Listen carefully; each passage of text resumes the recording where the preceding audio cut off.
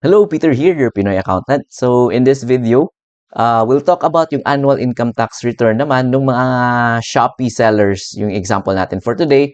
And again, this is availing ng 8% or nung optional standard deduction. Well, usually, yun naman kasi yung madalas ina-avail ng ating mga online sellers, yung 8% tsaka yung 40% optional standard deduction because of the ease of computing your income tax. And at the same time, hindi na din required to submit the financial statements. So let's go and start our discussion. So yung key lang dito is if ever you're availing the 8% or the optional standard deduction is yung sales lang talaga, yung gross sales ninyo and the sales returns, allowances, and discounts, yun yung important because yun yung basis sa pag-compute natin ng income tax. And in our example, shopping nga tayo, saan ba natin makukuha yung income statement natin? So if you would log in doon sa seller's dashboard niyo, punta kayo sa finance and my income. So ganito yung ma-generate niyo na report and I suggest you generate ito monthly so that mas easier for us to compute yung inyong income tax and to prepare your ano na din yung working paper. So we have here an example. Ito yung na-generate natin, ito yung na-export natin na file. So kita nyo dito, may total revenue and total expenses. So again, if 8% kayo and 40% optional standard deduction, yung important lang dito is yung revenue natin. So in this example, kita natin yung original product price, itong 150,000, ito yung ating gross sales.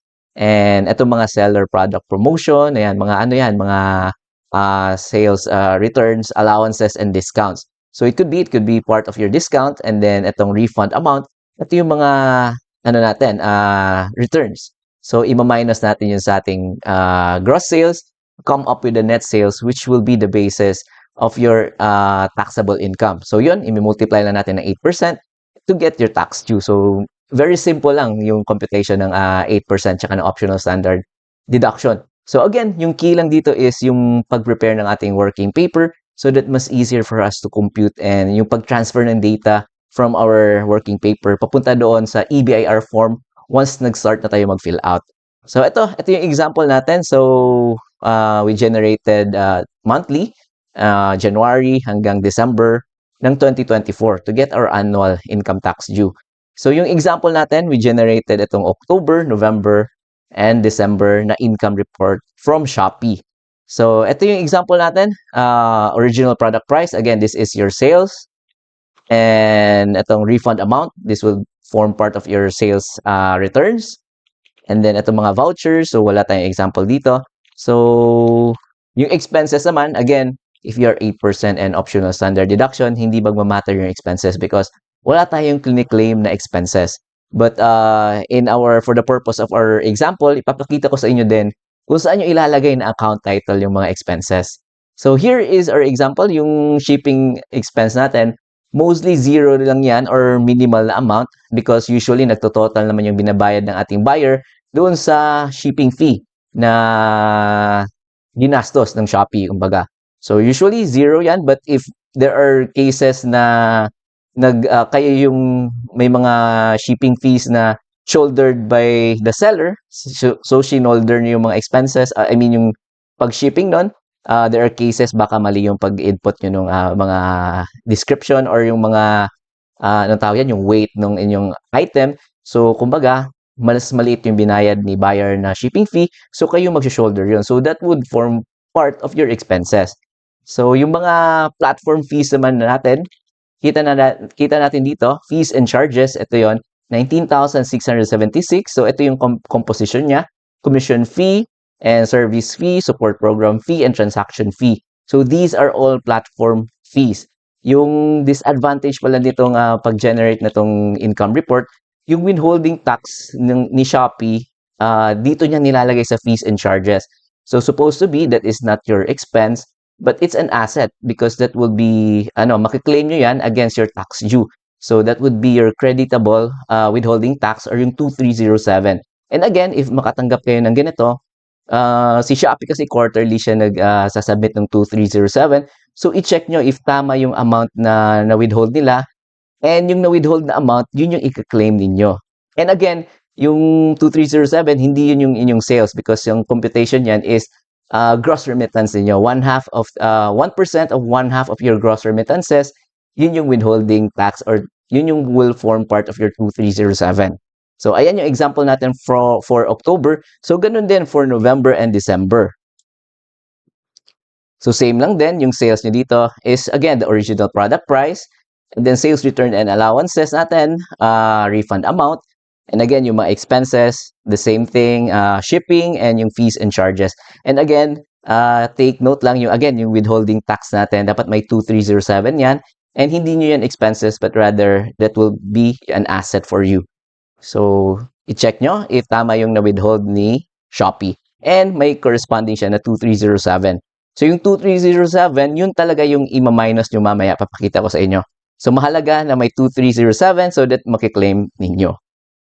So, for December, ayan yung mga figures natin. The same. Original product price and yung ating sales. And refund amount, that will be your sales returns. And expenses naman, the same pa din kanina, yung mga commission fee, ito service fee, support program fee, transaction fee, that would form part of your expenses. So, pwede nyong i-claim yan if you are, itemized deduction. And again, withholding tax, asset ninyo yan. So, again, yung na-mention natin, 2307, ito yung makiklaim nyo from Shopee. So, si Shopee, magbibigay sa inyo ng form 2307 and makita nyo dito, may tax withheld for the quarter. So, ito yung amount na withheld nila and ito yung magagamit ninyo pag nag-compute kayo ng income tax due, pwede nyo itong i-minus itong tax withheld for the quarter amounting to 2,346.18. So, yun yung overall natin, yung kailangan natin ng mga data. So, again, i-generate nyo lang yung Excel and then we'll proceed na dun sa ating working paper. So, ito yung prepare natin na working paper. And again, this is like doon sa mga books ninyo, makikita nyo dun sa cash receipts book ninyo. Pwede nyo ganito yung format ninyo na gayahin ninyo. Yung debit kayo ng cash, debit ng creditable withholding tax, fees and charges, sales returns and allowances, and credit kayo ng sales. So, in our example, so mag-example tayo na kung paano nyo ba ito fill outan itong mga details dito. Ano ba yung sales ninyo? Ano yung sales returns, yung fees, and creditable withholding tax, tsaka yung cash. So, again, i-open nyo yung na-generate ninyo na data from Shopee. So, ito, October, mag-example na tayo. So, saan yung sales natin dito? And again, this is your original product price. So, for October, yung sales natin is 150,000. So, ilalagay lang natin dito, sales, credit kayo ng sales, 150,000. Yung sales returns, allowances, and discounts, again, tingnan nyo yung na-export nyo na file.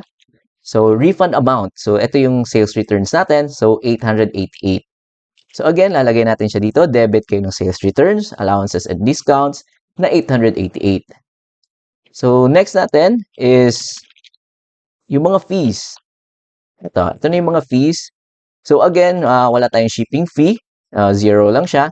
But yung mga platform fees, ito total ninyo. Because yung nakalagay dito na fees and charges, again, includes yung withholding tax. So, yung kailangan natin i-add, itong commission fee, AMS commission fee service fee, support program fee, and transaction fee. So, i-add natin yan. That would give us ito 19,023. So, yan yung ating mga fees and charges. 19,023. So, lalagay natin dito fees and charges, 19,023. And yung creditable withholding tax natin, ito yun, hinighlight na natin, 653.68. So, lagay nyo lang dyan, 653.68. And yung cash natin, or yung net natin na natanggap, ito yung total release amount, 129,435.32. 129,435.32. So, again, if i-total niyo yung debit tsaka credit niyo, dapat equal yan. So, kita natin, yung total ng debit and credit is 150,000. So, nag-debit tayo ng cash, creditable withholding tax, fees and charges, sales returns, 150,000, and nag-credit tayo ng sales ng 150,000. So, that is for October. So, mag-sample ulit tayo ng November. So that masanay kayo sa pag-determine kung saan dito yung mga figures na kailangan natin. So, for November, again, Ito yung November natin. Original product price. Ito yung ating gross sales. So, 180,000. So, lalagay natin dito. 180,000. Sales returns. This is the refund amount. 165.60. 106.5.60. And then again, pwedeng yung itong fees natin. Wala tayong shipping fee. If ever you have shipping fee, i-add nyo dun sa fees and charges. So dito, i-add ulit natin yung mga transaction fees. Commission fee, ito AMS, service fee, support program fee, and the transaction fee. That would give us ito 22,827.60. 22,827.60. And the creditable withholding tax, ito, 784.45. 784.45. And yung cash na natanggap natin, so that would be our total released amount. So this is the 155,322.35. 155,322.55. Diba? 35. Ayan.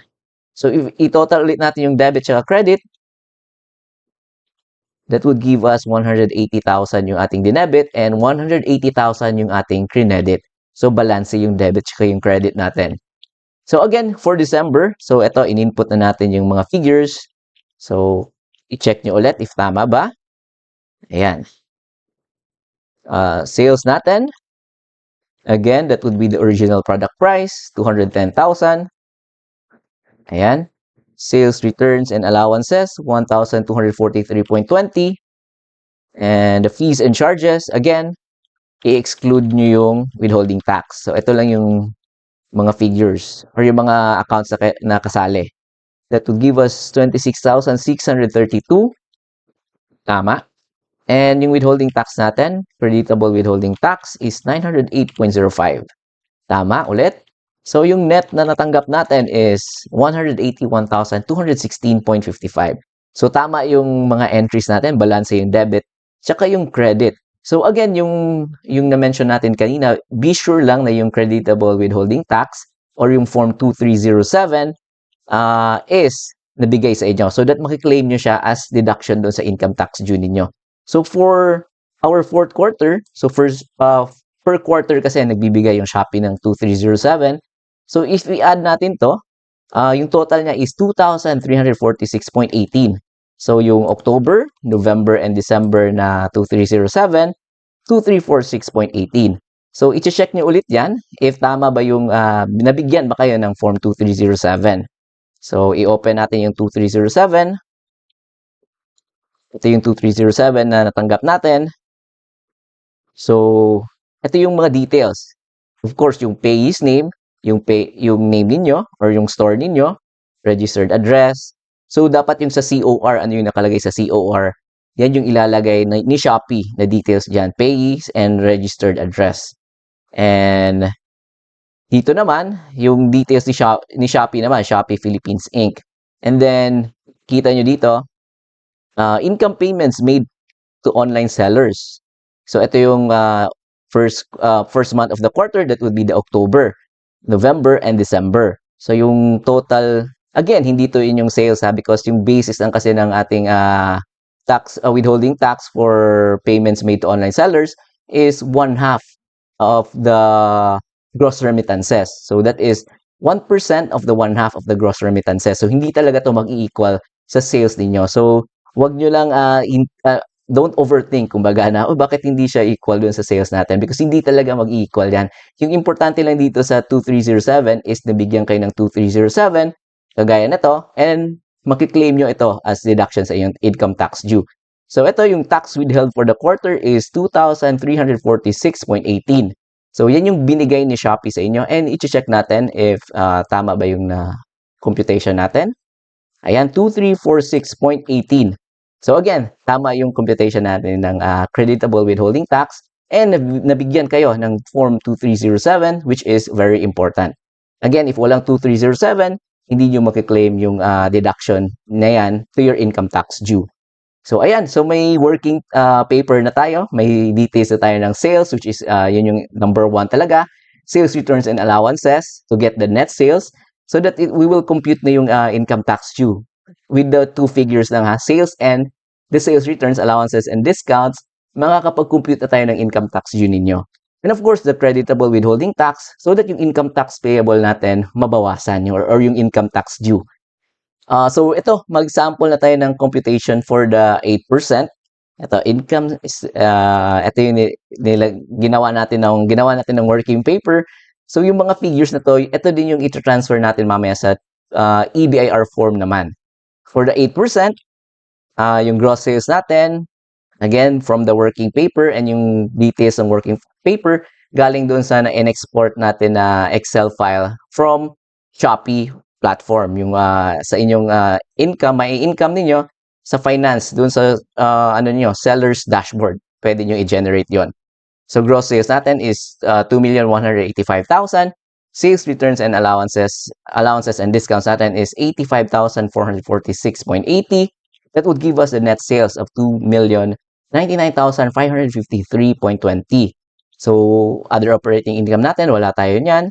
So yung total taxable income natin is 2,099,553.20. So again, allowable reduction if nag 8% kayo and then purely business kayo or profession, may allowable reduction tayo na 250,000. If ever mixed income earner kayo, wala tayong ilalagay na allowable reduction. So in our case, yung example natin is purely business siya, online seller sa Shopee. So allowed siya na mag-deduct ng 250,000. So again, total taxable income less yung 250,000. That would give us the taxable income of 1,849,553.20. So yung income tax rate ng mga 8%, ayan, is 8%. So ganun lang ang pag-compute. Yung taxable income times the 8%, that will give us the tax due of 147,964.26. So from here, pwede na natin mag-open ng EBIR form so that ma-transfer na natin yung mga data dito sa ating working paper papunta doon sa EBIR form. So ito, open natin yung offline EBIR form natin and then input natin yung details natin. Input nyo yung TIN ninyo, tax identification number. Ayan, so automatic mag-pre-fill na yan based dun sa ating initial na paggamit ng EBIR form. So nakalagay na dyan yung name ninyo, registered address, zip code, telephone number, email address. So dito na tayo sa list of BIR form. So again, if you are purely business or practice of profession, yung gagamitin natin is 1701A. So madali na lang yung form na ito. Mas easier for us to fill out actually. So ito, hanapin nyo 1701A. Ito ang annual income tax return, new. So select nyo and then click nyo yung fill up. Click nyo yung OK. Ayan. So, ito na yung form natin. 1701A. So, let's start filling out na yung ating form. So, for the year, ito yung common na nakakalimutan. 2024 pa yung pinafile natin. Ayan. Amended return? No. Pag hindi naman to amended return, ibig sabihin hindi kayo nagkamali sa previous na final ninyo. So, yung first filing pa lang nito, ninyo ng annual income tax return. So, amended return is no. So, short period return, no. And then, pre-fill out na yung mga details dito based dun sa ating initial registration sa EBIR form. So, dito na tayo sa taxpayer type. Again, yung example natin is, may online shop sa Shopee. So, single proprietor. And then, dito naman sa alphanumeric tax code, yung example natin ngayon is 8%. Click nyo yung 8%. And then, check nyo lang yung yung mga kailangan nyo na details na ilagay dito. Again, ito, date of birth.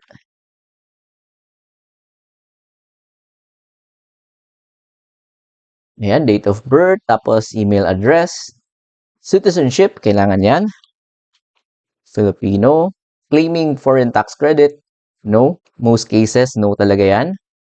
And civil status niyo, single, if married. So, i-click nyo lang or i-tick. If married naman kayo, i-fill out nyo lang yan. If spouse's income, yes or no. And filing status ninyo if joint filing kayo or separate filing. So in most cases, separate filing yung ginagawa ng mga married individual. So yung tax rate naman, ito, 8% yung pinili natin for this example. So i-check nyo pala yung previous quarters ninyo kung ano yung sinelect ninyo. Hindi na kasi kayo pwedeng mapalipat-lipat from graduated rates, tapos mag 8% kayo. So at the start or beginning of the year, nung 2024, magse-select na kayo or mag-opt na kayo kung gusto nyo mag 8%. So once nakapili kayo, hindi na kayo pwede magpalipat-lipat. So in our example, 8% yung pinili niya from the beginning. So 8% yung gagamitin natin. So next is yung total tax payable. So wala tayong ilalagay dito. Ano na to, automatic na siya magko-compute dyan once na fill out na natin yung mga important na details or yung relevant na details. So i-click nyo lang yung next.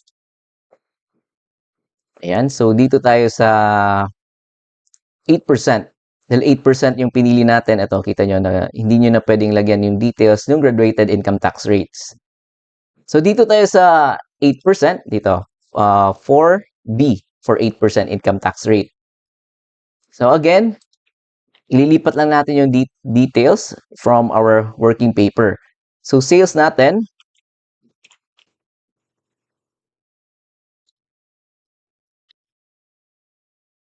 is 2,185,000. 2,185,000. And sales returns, ayan, 85,446.80. 85,446.80. And again, walang decimal point dito sa ating annual income tax return. So, 50 cents pataas, kailangan yung i-round up. And pababa naman, round down. So, ito, round up natin, 85,447. So, that would give us the net sales, ito, 2,099,553. So, less natin allowable reduction. So, wala tayong details dito. Wala tayong other operating income. So, same lang yung taxable income natin. So, allowable reduction natin is 250,000. Lagay natin dito. 250,000. That would give us ito, taxable income na 1,849,553. So, same tayo ng computation. And then, 8%. That would give us yung tax due na 147,964. So, check natin. So, same. Tax due dito is 147,964. So, tama yung computation natin. Tama yung mga na-input natin na details. So, dito na tayo sa tax credits and payments. Ayan, prior year's excess credits if you have from the previous year. So, 2023. If you have yung finoro, mas malaki yung 2307 ninyo or mas malaki yung binayad ninyo sa tax due. So, pwede nyo i-claim dito yon. So, in our example, wala tayong prior year's excess credits. And then tax payments for the first 3 quarters. So, i-check nyo ulit yung mga previous na na-file nyo if may mga payments kayong ginawa or payments na binayad. So, in our example, for example lang to, nagbayad tayo ng 50,000. So, again, i-check nyo yung mga previous na quarter returns niyo kung magkano yung binayad nyo. And then, creditable tax withheld for the first 3 quarters. Pwede nyo yung i-check ulit yung inyong na-file previously or dun sa working paper, i-check natin. So, for the first 3 quarters, ito yung amount natin, 7,649. 7,649. And then, for the 4th quarter, na 2,307, this is the 2,346.18. And then, wala ulit tayong decimal point, so that would give us 2,346. Ayan. And other tax credits, usually wala lang yan. So, that would give us total payments na 59,995. So, may tax payable pa tayo na 87,969. So, balik tayo sa page 1. So, ito yung total tax payable natin na summary. Tax due, 147,964. Less nyo yung mga tax credits and payments, 59,995. So, yung payable natin is still 87,969. So, ito yung kailangan pa nating ibayad kay BIR. So, pwedeng online na yan, MyEG, usually yung ginagamit, MyEG. So, pwede kayo magbayad online. Pagkatapos yung ma-file to, and maka-receive ng tax return confirmation receipt. So, next natin is i-validate natin. Ayan, so kailangan validation successful, or if not, nakalagay naman nyo dyan kung ano yung mga lacking or kulang na details. Kailangan yung fill outan pa. So ito, click on edit if you wish to modify. So, okay na siya, validation successful, and pwede nyo nang i-save, save nyo, and then i-print. So, pwede nyo i-print to. Ayan, A4. Usually, A4 yan, yung kanyang size. And then, after nun, pwede na nating i-submit. Ayan, submit, final copy. So, are you sure you want to submit? So, okay lang ninyo. Pag, if ever mag-fail siya, i-try nyo ulit to submit. And then, hintayin nyo yung, again, yung email, tax return confirmation receipt. So, yun na yung proof natin na nakapag-file tayo ng ating annual income tax return na yung deadline is ngayong April 15. So, yun lang yung video natin for today. I showed you how to compute yung 8% sa ating mga Shopee sellers. So, in our upcoming video, yung 40% naman, papakita ko sa iyo yung optional standard deduction kasi masyado nang mahaba yung ating video. So, abangan niyo yung ating next video, and if may mga tanong kayo, just comment down below, and thank you again for watching. Don't forget to comment pala, like, and subscribe, and I'll see you again next time.